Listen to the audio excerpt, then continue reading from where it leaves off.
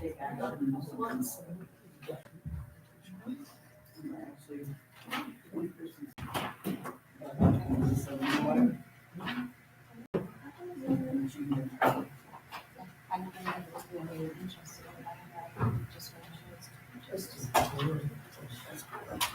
I was just gonna say.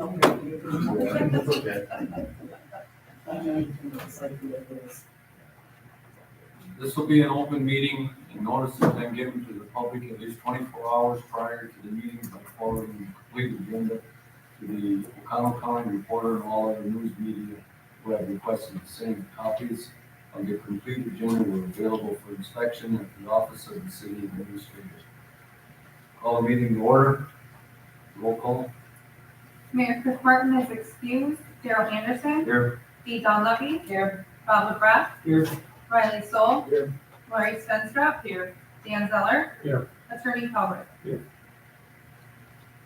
a motion to approve the agenda. I make a motion to approve the agenda. Moved by Riley, Second. second by Dan. All in favor? Aye. Opposed? Motion carried. Approval of the committee of the whole minutes from 12/10/24 and 1/21/25. Any questions on the minutes? All approval. I'll second. Moved by Dan, second by Riley. All in favor? Aye. Opposed? Motion carried. Do you have any public input?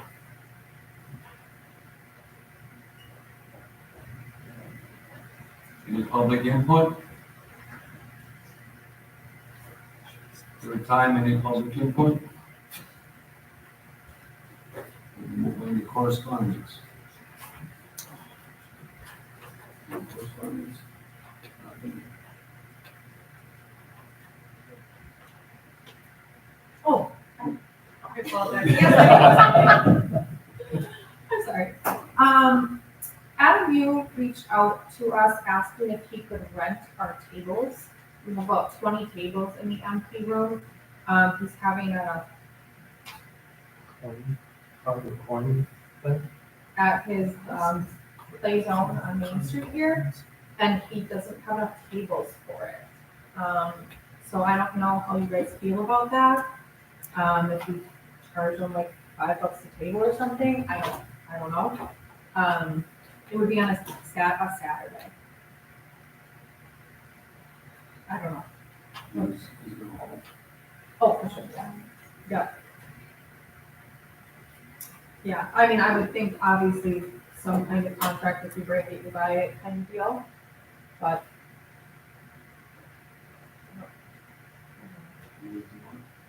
All the ones we have about 25.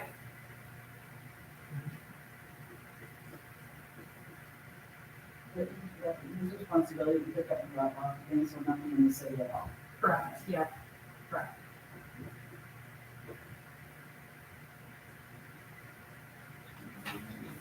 Do we want to get into having the city be a rental of property? When we do a city park and such, that. I mean, honey, if this could maybe be just, I can't see there's much desire or need for this. It may just be one time that we never do it again, but it's kind of a thing, if it can benefit their business, you wanna help out, there's a contract covering you, and then, I don't know. I think there's other avenues you can pursue to get rental tables. I don't think it's for the city to have to write a contract to give that business the tables. There's businesses that rent tables, that businesses that rent chairs for weddings and so forth. So my suggestion on that would be no. Riley, any thoughts? I mean, I tend to agree with Lori on that.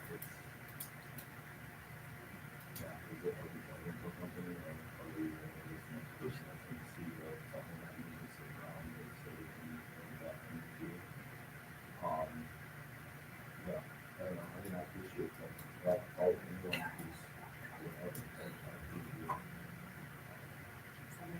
and then bring it back on time, is the next person gonna have damage? Who's gonna monitor that? Who's gonna make sure it's returned correct?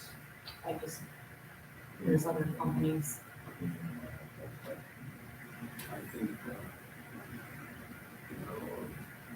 used to be that was, I think, years.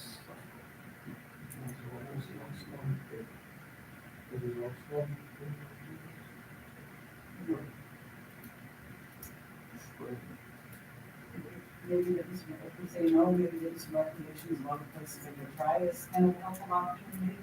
I know Toys for Tots potentially have tables they only use once a year during their campaign and maybe store it away, so then maybe another opportunity for them to maybe ask them and some funds that they can actually reach out with the cause as well.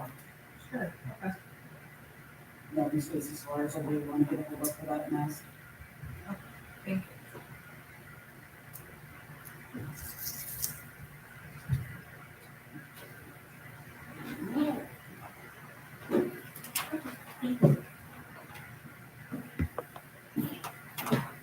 Anything else? Okay, number 7, discussion, action, recommendation on the following old unfinished business. The approval of alcohol beverage retail license application from Telecom Partners for the OC located at 126 Huron Avenue and appointed agent of Ike Richards.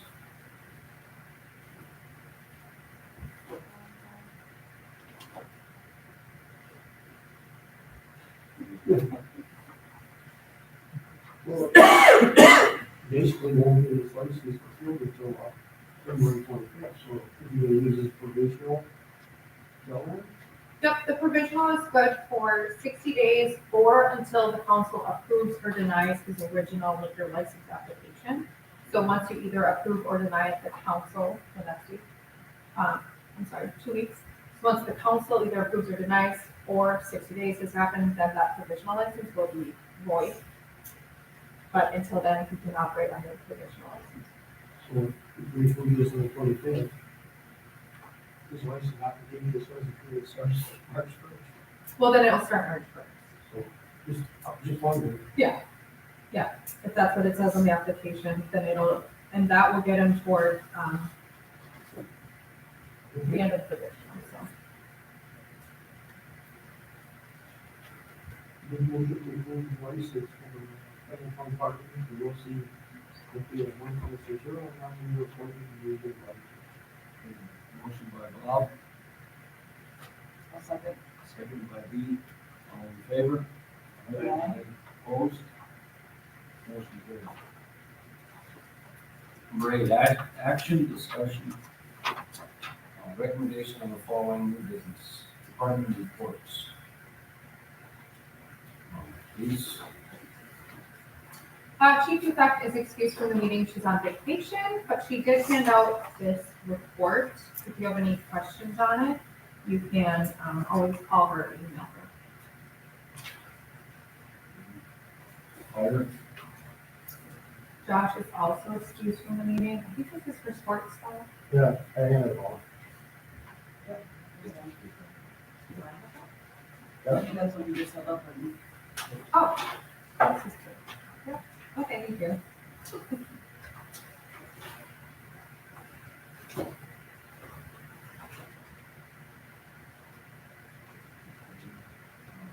Park and Recreation report. The only update I have on that, obviously the candlelight walk, had to be canceled on the 8th due to weather. That honestly was a hard decision for me to make, because you never know what's gonna happen with the weather, but it did prove to be a good choice because it snowed all day long. So I talked with Pete Stark at the Historical Society on when we're gonna reschedule that.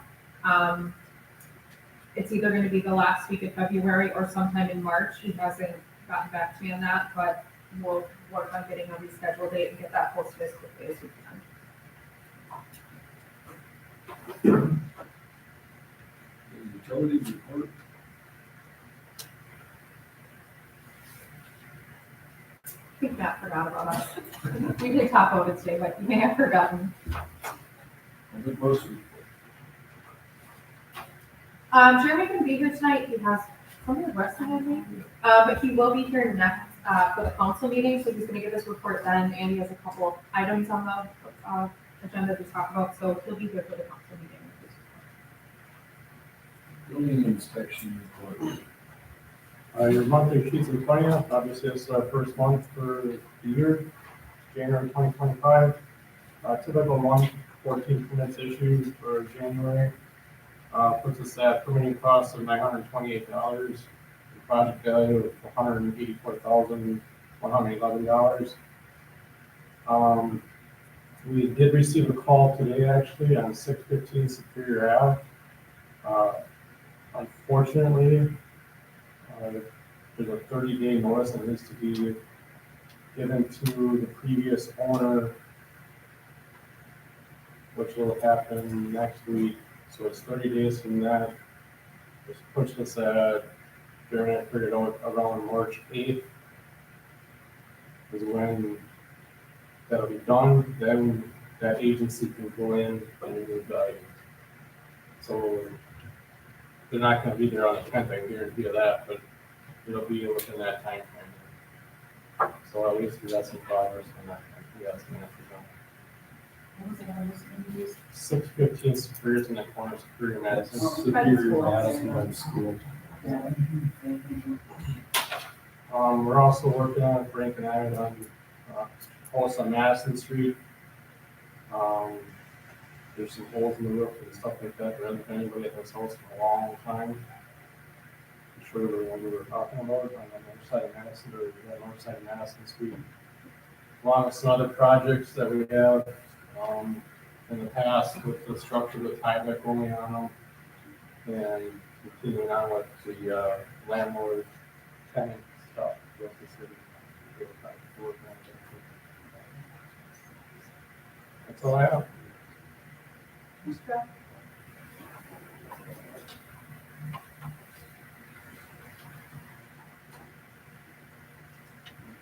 we'll have the administrator report. As of Friday, February 7th, last Friday, the city state tax payments, so any second installment payments or delinquent payments will be made at the county. February 18th will be the primary state superintendent of public instruction. And an update on the public fire protection PSC issue that we've had going on for quite some time now. Matt and I submitted a conventional rate case document on November 21st, 2024, to change that language in the tariff to include adjacent parcels as one parcel. It's been a very long process. Since that day, we've been going back and forth with the PSC with additional questions and additional information they need. I think last week we submitted the last that they'll be asking, hopefully, and then we should hear back on that soon. And the second part of that, as far as backfilling all those parcels, the 2 years, we did file a request for formal review with the PSC. We just got a response. We submitted that back on November 27th. We received a response last week and a half ago, that they denied our request for formal review. Our legal team through the League of Wisconsin Municipalities has recommended we file for a judicial review. So it goes through the court system and we can complete our case there. Hopefully they'll have more empathy for the residents and hopefully see where we're coming from, and we'll see what happens. But that's our next step and I think our final step. So. Yeah, Brittany and I talked about it down along with the team, because it's an initial step, and again, you continue to fight this basically for citizen residents. So we have to do it, we have to do it. Yeah. We've done everything we can in trying to keep from doing that backfill. Yeah, hopefully the court sees our case and we'll see. I mean, to me, it seems like this is a no-brainer, but it's not. That's all I have. Tourism report.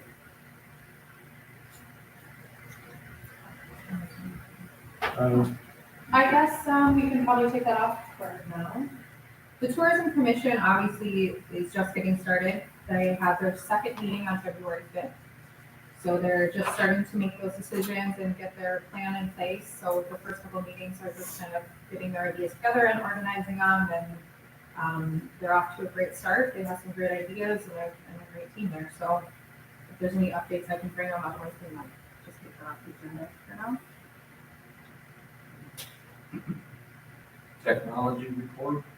I did hand out a report, it's the first one for our group technically. Just a couple of updates, Scott Boucher is gonna be meeting with North Sound. We did the initial review of the equipment here. And basically we found that we thought it was the amplifier and a mixing board that needed to be replaced. We do have an anonymous donor that will donate $500 towards getting those items fixed if they're needed. After Scott talked with Northern Sound, they basically advised that they think that it may be able to be fixed. So they're actually gonna be meeting with him on 218 here, to take a look at what we have set up or whatever, and they're hoping that they can get it set up easily. I want to make sure I state this correctly. They're hoping to get the current system up and running on a stream feed without having to replace anything, but we will see once they come in and do their evaluation. So if we don't need to replace anything, that's great. If we do need to replace something, they'll let us know what that something is, and we can get an estimate of the cost for that. If it's outside of the scope of the $500, I'm actually working on getting a potential grant to try to help us with that, because we have $0 budgeted this year for our community, so. And then if you look down on the agenda, the other items that are on there, these are the other items from a committee perspective we felt we should take a look at. And just make sure that we're looking at our contracts, or what are we paying for, is, are we paying a good value for the money? We do have a potential issue that we do have a soft Windows 10 operating system that's going to be upgrading in October, which may impact 5 computers that we know already, that we may either have to buy RAM for them so that it will operate efficiently, or we have to take a look at budgeting some laptops and manage that. So more on that to come down the road. So if you have any questions or ideas or recommendations for the committee, please reach out and let me know. And that's it. And the library report. Well, here we go. Here's the first one. So in your packets, I put 3 things. I put a written report. I put a white registration card, so if you don't have a library card and you want one, you need to fill that out, bring it to the library along with your photo ID, and you just have a library card. You do that right at the 3rd floor original reference desk. There's also next week on Monday, the 17th from 4 to 6, we're having an open house where you can check out the building, but also highlighting the first floor renovation work that is complete, 98.9%. There's a few little things like any project to finish up. And then finally, our February newsletter, kind of a lighter month for us because when we were doing the renovation work, the main bond conference room that we use for a lot of our events held the children's collection. It was our storage room basically. So we didn't have a lot of events this month. So I highlighted some of the statistics on the top for you. If you didn't know, there's what 26,826 items that will house physical things that sit at the library. Last year through the doors, we checked out a little over 31,000 items. And a little over 11,000 names went out for e-checkouts, and 23,745 people actually walked through the door of the library. It's not an estimate, all those counts are actual door counters. They're not guesses. They're not estimates, they're not random preferences, they're actual counts of people coming through the thing. The library news part, I did put that all of that expansion, a little bit of the history, that the basement is the original basement from 1903. It was originally used as the place where they would sort the books and fix the books and then send them out to the county schools, different locations and different, before Lakewood and Lena and O'Connell Falls all had their own library, O'Connell sent them all books, originally via horseback train, basically how we would get them there. So this is the second renovation of that space in 121 years. Most of the improvements down there came from the estates of Jenny Gogak. She's a longtime resident of the town of Pensaki. And Jim Rockisher was graduated from O'Connell, left, retired here. He was on the library board, he was on the county board for a long time. So those 2 estates gave large sums of money. That was what we funded that first level of the library with. Most of it, a little bit, was the insurance money to cover a portion of the new carpeting. So that's where if you're wondering where all the money came from, that's where it came from for that. The library is free to residents of Wisconsin, a little bit of the history of the director, and this reminder that where the funding comes from for the library. And then we've got two things coming up, exhibits at the library. One is we host the O'Connell School District Marches School Art Month, so we display their work all throughout the library. And then it's also Women's History Month in March. We'll have a display of women in history to see the Girl Scouts, do a little scavenger hunt and things like that. If there's other statistics you guys want to know, let me know, because we're good at tracking where stuff is and stuff coming in and out. So there's lots more statistics if you want about what who's using the library, what they're doing, and where the stuff's going. That's all. I have a question for you. Maybe with the cooler weather, are you saying an uptick of, people coming to the library just to kind of hang out to get out of the cold? Yeah, we see an uptick, a little bit, and then we'll see a little bit of uptick kind of like in the spring when the campgrounds reopen and people kind of transition this way. We don't have a ton, but we see more homelessness in the summer. But we do have people that you can tell are using us for warming, so yeah. Is it also a problem though, you just have? But it's not something we wait for a problem to do. We do have a lot of information available and I've got one lady on that staff that has there's a way to talk to people properly about that without embarrassing them and all that, that kind of stuff. I have two people on staff that are really good about talking to people and saying we have this, but we've got information there about all the food pantries in O'Connell County. We've got information about how to contact the crew at St. Vincent de Paul, so we do have resources. We just started working with, there's a group that's starting in O'Connell County called it's RAISE, and I forget what it stands for, but it's meant for teenagers and kids in their 20s for homelessness. The bowling alley in town is also working with them too, so we've got information that we just got. We're just trying to figure out a good spot in life to do that. So yeah, it is a thing. And then people that are temporary homelessness too, because when you get let out of the county jail, they just let you out. They don't give you a ride, or they don't they don't do much to, I don't know what you expect them to do, but yeah, so we'll see those people stepping in also to. They might, so we went those Wi-Fi hotspots. They might stop in for a car. There's Wi-Fi throughout the building. There's computers. If they came out of jail and got a cell phone, they might need to activate it. They might need to go online and do stuff. So yeah, it's computers, it's things. So that's why there's lots of, we have alarms in place and anything. So if somebody's by themselves and you don't feel comfortable, that's, we have alarm systems in place for that. But yeah, so it's, when stuff's free, word gets around.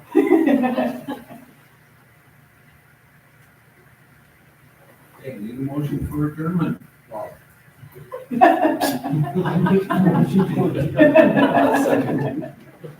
All in favor? Aye.